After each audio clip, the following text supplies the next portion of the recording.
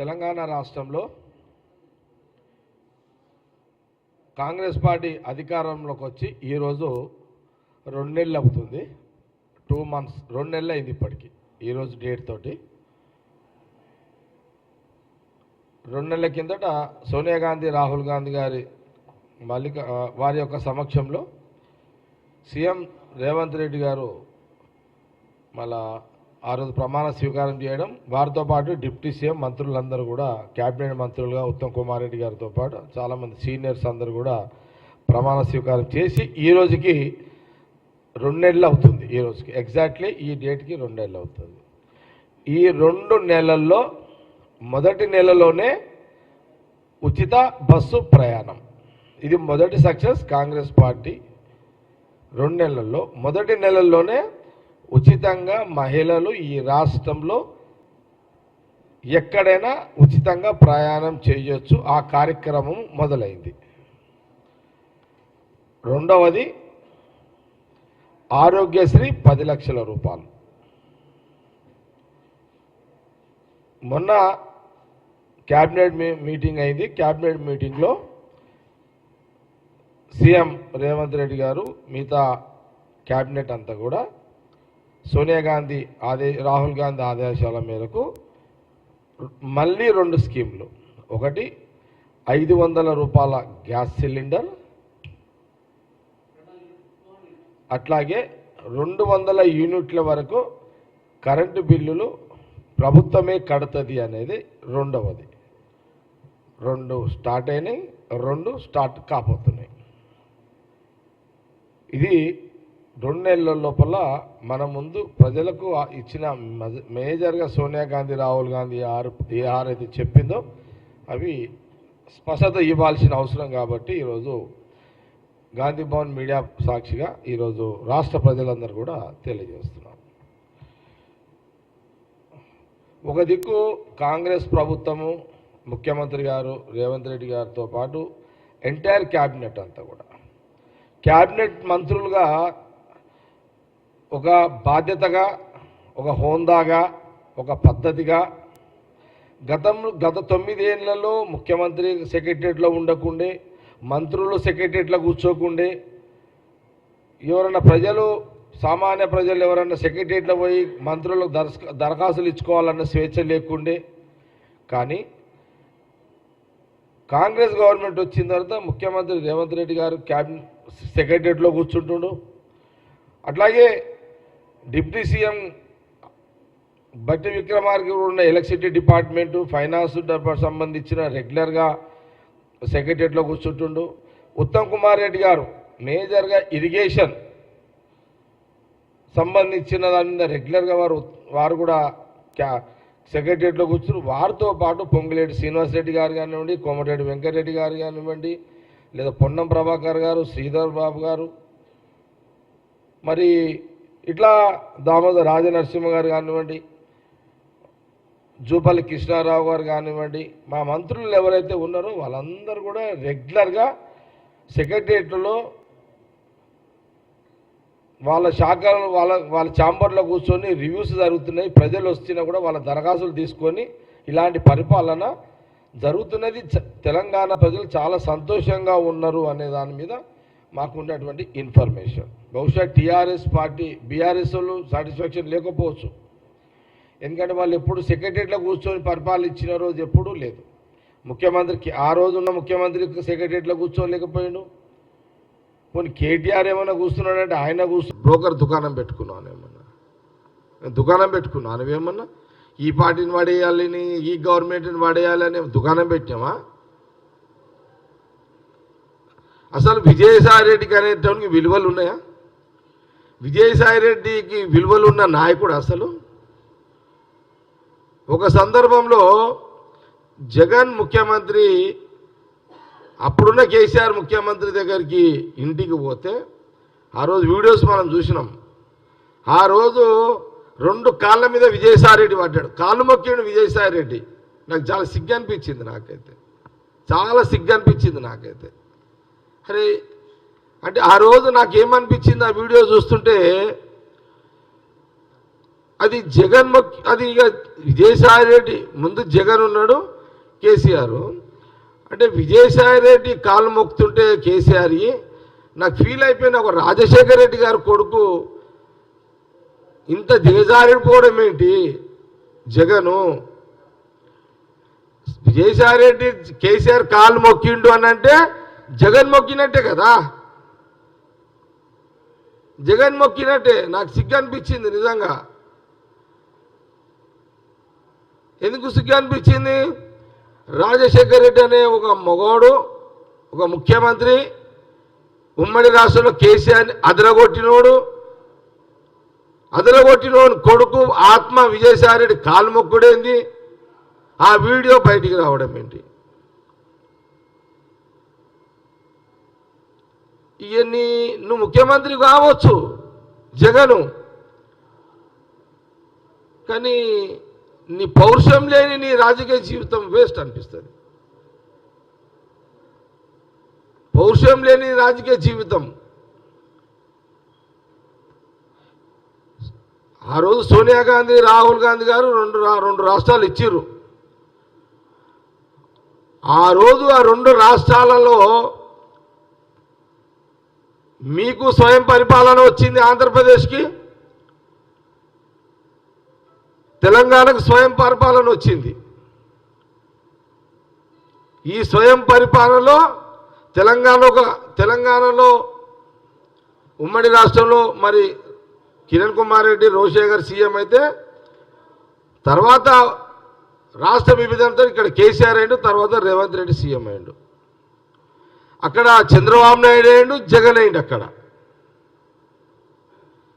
కాబట్టి కాంగ్రెస్ పార్టీ తీసుకునే నిర్ణయంలో ఈ ప్రాంతంలో ఆ ప్రాంతంలో స్వయం పరిపాలనలో అందరూ ముఖ్యమంత్రులు అవుతున్నారు కదా, ఇది కూడా గమనించాలి.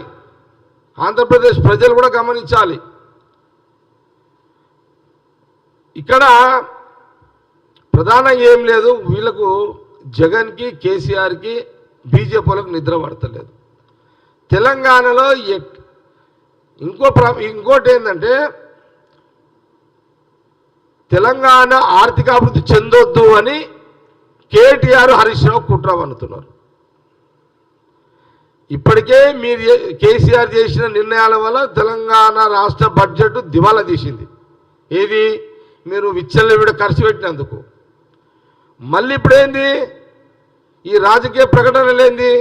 ఈ రాష్ట్రము ఇట్లనే ఉండాలి, ఆర్థికంగా ఎదగొద్దు, ఇక్కడ బిజినెస్ ఎదగొద్దు, రియల్ ఎస్టేట్ ఎదగొద్దు.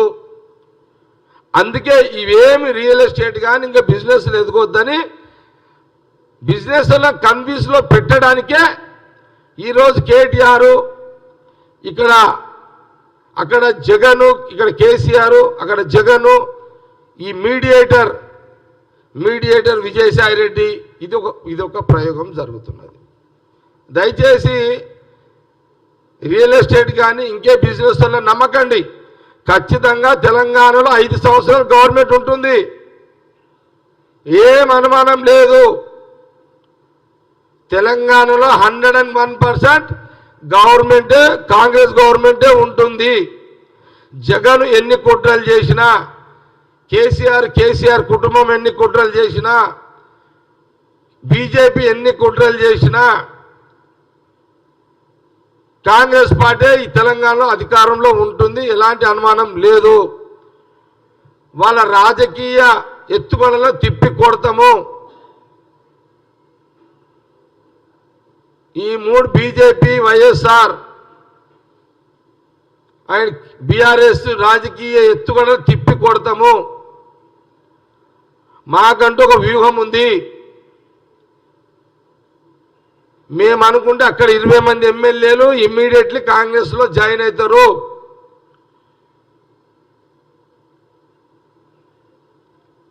ఎందుకు జాయిన్ అవుతారంటే ఆ ఎమ్మెల్యేలకు అక్కడ స్వతంత్రం లేదు.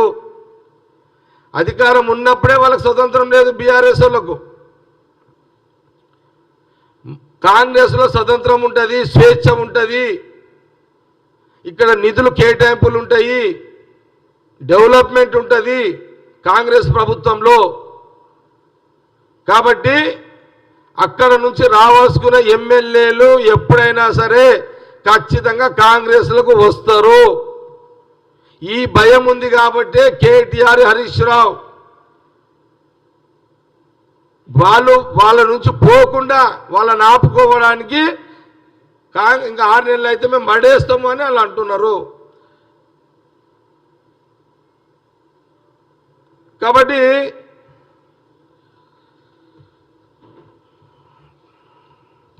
మేము ఈ 5 ఏళ్ళు కాదు, ఈ 5 ఏళ్ళలో పాటు నెక్స్ట్ 5 ఏళ్ళు ఎట్లుండాలని డిజైన్ చేస్తున్నాం కాంగ్రెస్ పార్టీ.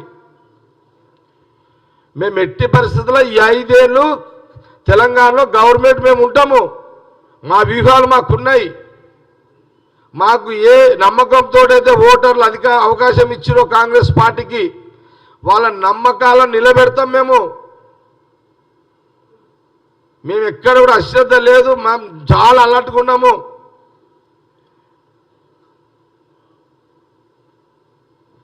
మేము ఈ 5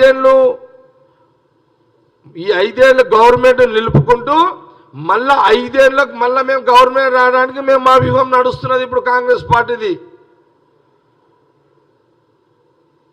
ఇది ప్రజలు గమనించాలి, బిజినెస్ వాళ్ళు గమనించాలి, రాష్ట్రంలో ఉన్న అందరు గమనించండి.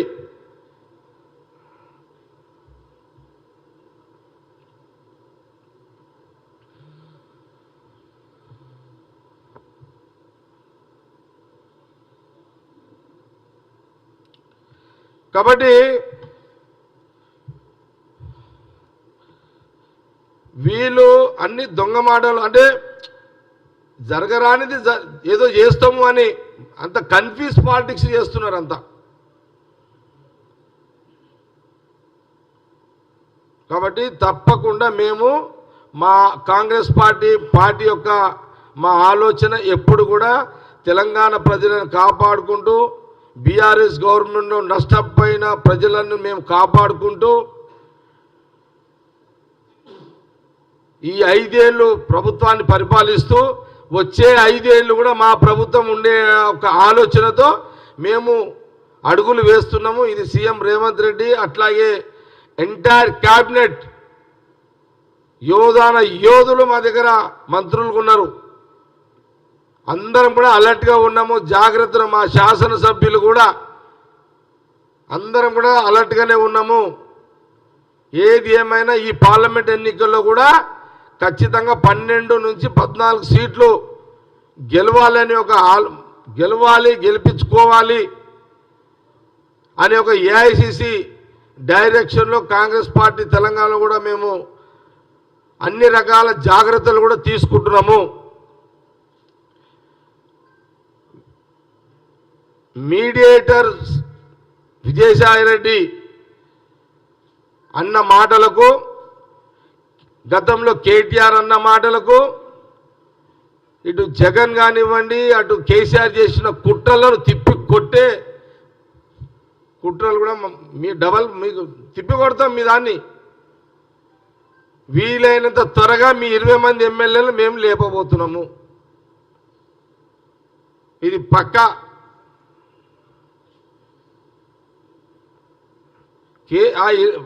మీ ఎమ్మెల్యేలు కేసీఆర్ పక్కకు వండుకున్నా సరే లేపుకొస్తాం మేము.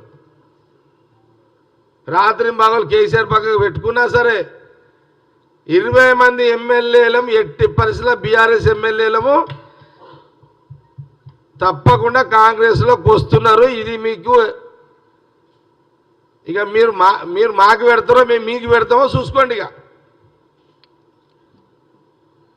మీకు బాగా ఫగర్ వచ్చింది మీకు. కాబట్టి తప్పకుండా మీ 20 మంది ఎమ్మెల్యేలు ఎట్టి పరిస్థితుల్లో కాంగ్రెస్లోకి వస్తారు. ఇది ఇక దాని తర్వాత ఇంకొక ఆట నడుస్తుంది. మళ్ళీ చాలా ఆటలు ఉన్నాయి బీఆర్ఎస్ మీద కూడా, మాకు కూడా. ఓకే, అరే అయిపోయింది నా ప్రెస్ మీట్.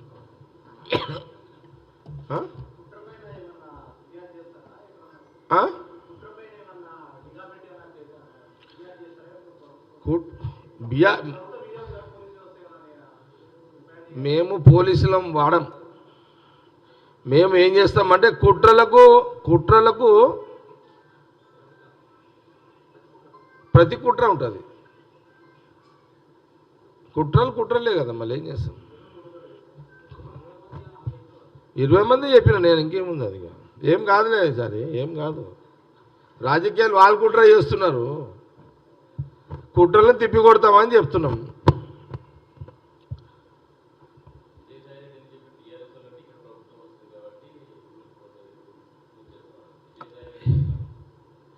విజయసాయి మీడియేటర్ కదా జగన్కి కేసీఆర్కి. అవును కదా, మరి పోయిన ఎలక్షన్లలో కేసీఆర్ 1000 కోట్లు జగన్కి ఫండింగ్ చేసిండు. అందుకే జగను కృతజ్ఞతలు చెప్పడానికి కేసీఆర్ ఇంటికి వచ్చిండు. శాల్వతో కృతజ్ఞతలు చెప్తే సరిపోదని విజయసాయి రెడ్డి కేసీఆర్ని కాలు మొక్కిండు. ఇది వాస్తవం. ఇది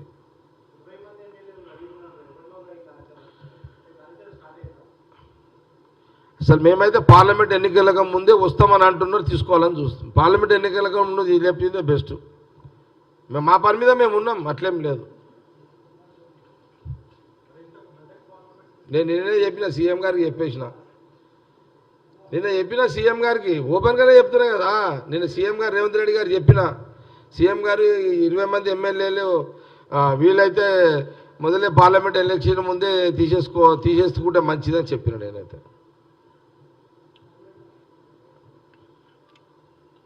అరే మాకు 2 నెలలు కాలేదు అప్పుడే మమ్మల్ని దించాలన్న కుట్రలు ఇదంతా. 2 నెలలు 4 స్కీములు అమలయ్యాయి, 2 అయిపోయినాయి, 2 అవుతున్నాయి. ఏం కొంప మునిగిపోయిందని చెప్పి ఇప్పుడు కేసీఆర్ ఫ్యామిలీకి 9 ఏళ్ళు చేసారు కదా, పరుపుల మీద 9 ఏళ్ళు ఫామ్ హౌస్లో పండుకొని పరిపాలించారు. ఇప్పుడున్న సీఎం, క్యాబినెట్ మినిస్టర్ సెక్రటరియట్లో ఉండి పరిపాలిస్తున్నారు. అంటే తెలంగాణ ప్రజలు హ్యాపీగా ఉండొద్దా? తెలంగాణ ప్రజలకు సంతోషం గడపాలని లేదా కేసీఆర్ ఫ్యామిలీకి?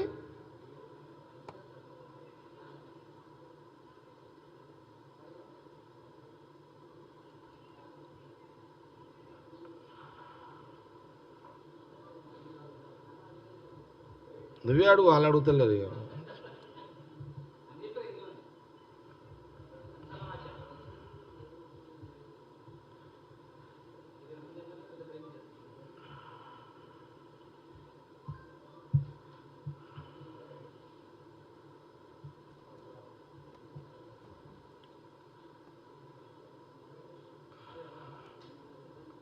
Okay, thank you.